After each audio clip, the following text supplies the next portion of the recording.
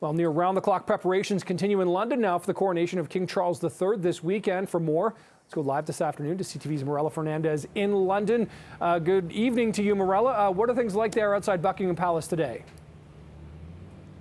Yeah, a little bit different here today, Nick. Yesterday, there was a steady stream of members of the public that were allowed to circulate in the area in front of Buckingham Palace. But then there was a security incident last night that stopped that. So security is a little bit tighter here today. As you can see, that area behind me, where is the front of Buckingham Palace gates, has been closed off. You'll see the odd cyclists go through, but more members of police and the security teams than anything else. What happened last night, just to give people an idea, if they missed it, was that there was somebody who came by, a man who threw something through the gates of Buckingham Palace. Apparently it was ammunition. Police quickly arrested him, and they did find a knife on him, but it also made mention of having a knapsack somewhere close by. So that knapsack was then destroyed in a controlled explosion just to make sure it didn't pose a risk to anybody. And as a result of that, the man was hustled off and was put into custody. You know, they handled it very quickly. It was handled very efficiently, so there wasn't any real concern. And we don't know if it's connected today that there are no people, members of the public coming through, but definitely they have a tighter hold on the situation today. Have the royals had any response to what happened and what had unfolded there last night, Merella?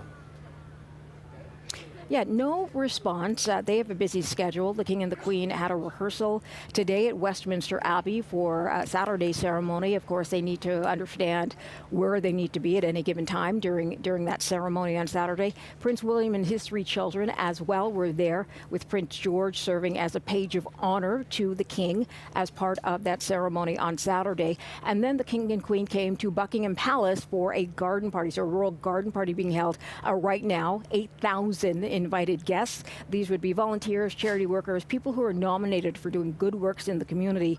And then they get the opportunity to come here, meet members of the royal family, have their cup of tea and their sandwiches, and stay for the afternoon. It's going to be over at about 6 o'clock time here, so about an hour from now.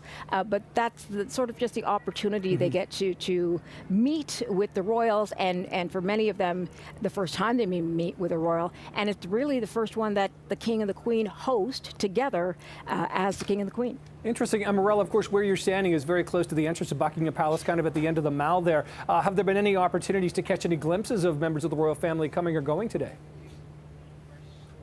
No glimpses for me anyway. We're seeing a lot of people, though, in their fascinators in their suit, because those are the people coming to the garden party today. And then remember, there are 8,000, and there are a lot of fascinators going by today, but so far no members of the royal family. All right, and I'm sure there are still throngs of people lining them out, just waiting for Saturday. Of course, that is CTV's Merella Fernandez joining us once again from London. Thanks for the update, Merella. Appreciate this.